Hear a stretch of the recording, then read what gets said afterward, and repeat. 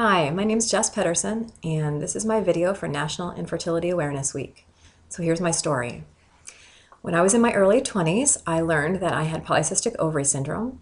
My college sweetheart and I decided to start trying to have kids when we were in about 22, and my cycles had always been irregular, so I went to the doctors and was diagnosed with PCOS. And at the time, my PCOS became a blessing in disguise because my marriage did not last, and it lasted 4 years, and we didn't have any children.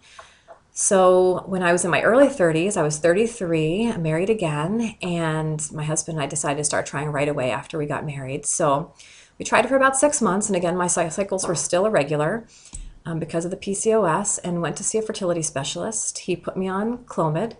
I did several cycles of Clomid. That didn't work for us, and then they put me on injectables, and I did several cycles of injectables, and again, that didn't work for us, and he recommended we start the IVF protocol, and I wasn't quite ready to go there, so we took a little break, and I was 35 at the time, and we knew that we should probably not wait too long, and so I went to see a naturopathic doctor, and while I was on this hiatus, and she changed my diet. She said that there was a real correlation between PCOS and diet, and so surprisingly, within 5 weeks of seeing her, I was pregnant for the first time, and it felt like a miracle. I had no idea really that what I was putting in my body was affecting my fertility, but it truly was. And so that pregnancy lasted for 10 weeks and ended in miscarriage. And although we were devastated, we used it as, that was as hope, so our glimmer of hope that my body could work, and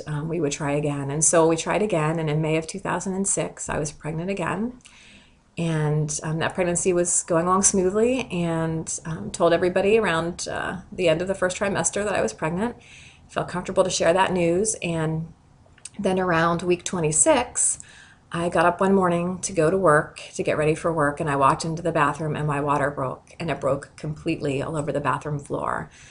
So I rushed to the hospital, was admitted to the Women's Hospital here in Pittsburgh, and was hopeful that I would spend several weeks on bed rest while the baby's lungs developed.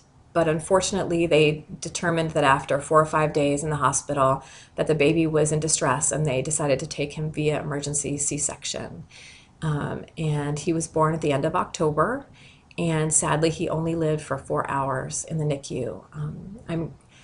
I had the opportunity to meet him, to hold him, to spend time with him while he was still alive, and he passed away in my arms.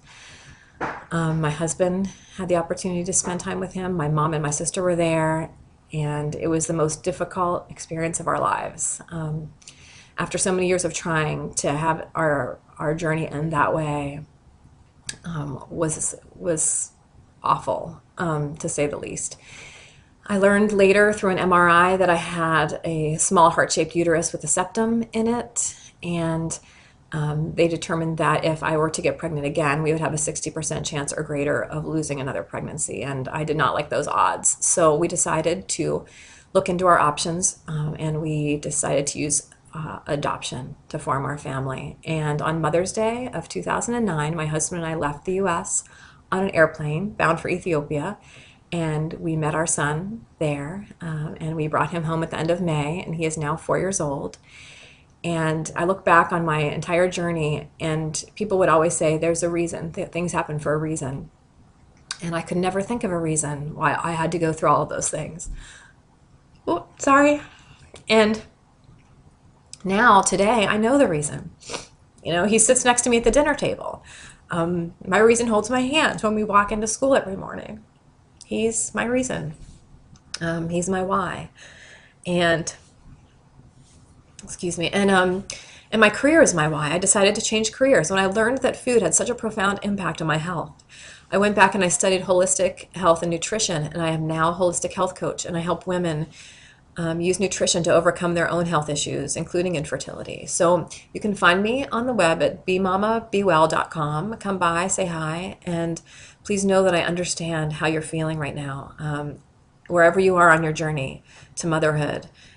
Please know that I've been there, and I understand, and I'm sending you so much peace and love this week and always. Much love to you, and I wish you so much luck on your journey. Thank you.